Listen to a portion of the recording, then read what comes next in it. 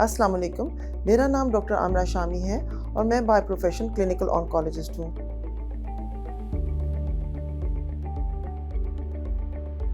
आज हम कैंसर और उससे जुड़े हक़ाइक़ के बारे में बात करेंगे।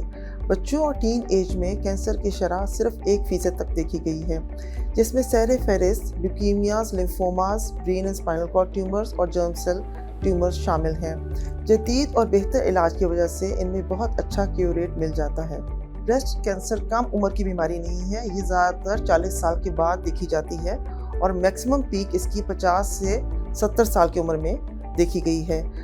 वेस्ट के मुकाबले में पाकिस्तान में ब्रेस्ट कैंसर कम उम्र में भी देखा जा रहा है, जैसा कि 25 साल से 40 साल की उम्र में हमें काफ़ी ख़वातीन मिलती हैं जिनमें ब्रेस्ट कैंसर डायग्नोस होता है। इसके अलावा प्रोस्टेट कैंसर ज़्यादा उम्र की बीमारी है, यानी 50 से 90 साल की उम्र में ज़्यादातर प्रोस्टेट कैंसर डायग्नोस होता है।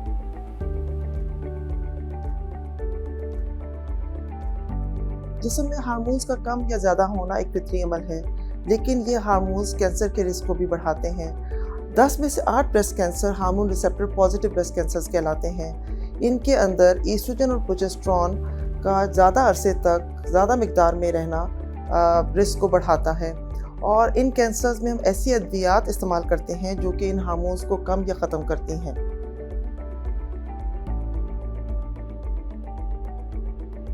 कीमोथेरेपी और रेडियोथेरेपी फर्टिलिटी को कम या ख़त्म कर सकती हैं। इसके लिए बेहतर है कि हम इलाज से पहले किसी फर्टिलिटी स्पेशलिस्ट से रब्ता कर लें। इसके अलावा हमारे पास स्पर्म बैंकिंग और ओवा बैंकिंग की भी ऑप्शन मौजूद रहती है।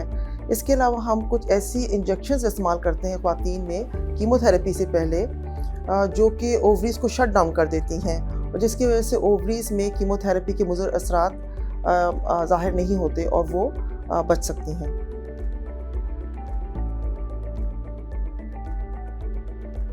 8 से 10% कैंसर्स इनहेरिटेड म्यूटेशन या जेनेटिकली ट्रांसमिट होते हैं। इनमें हम जीन्स की टेस्टिंग कर सकते हैं, जैसे कि ब्रेस्ट कैंसर में BRCA1 और BRCA2 जीन्स।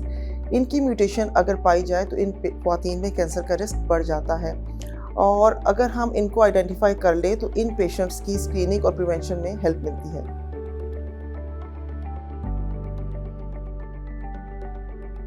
माहौल या एनवायरनमेंट कैंसर के रिस्क को बढ़ाने की वजह बनता है, इसलिए हमें चाहिए कि एक हेल्दी लाइफस्टाइल अपनाएं, जैसा कि अल्कोहल, स्मोकिंग, पान, नस्वार, इनसे बचें। इसके अलावा फ्रेश फ्रूट्स और वेजिटेबल्स का इस्तेमाल करें, पानी का इस्तेमाल ज़्यादा करें। इसके अलावा प्रोसेस्ड मीट और रेड मीट कम या तर्क कर दें। इसी तरह से यूवी रेडिएशन से बचना ज़रूरी है, जिससे स्किन कैंसर्स होते हैं। और इसके अलावा फ़िज़िकल एक्टिविटी, ये एक्सरसाइज बहुत ज़रूरी है। दिन में आधे घंटे की एक्सरसाइज लाजमी करें।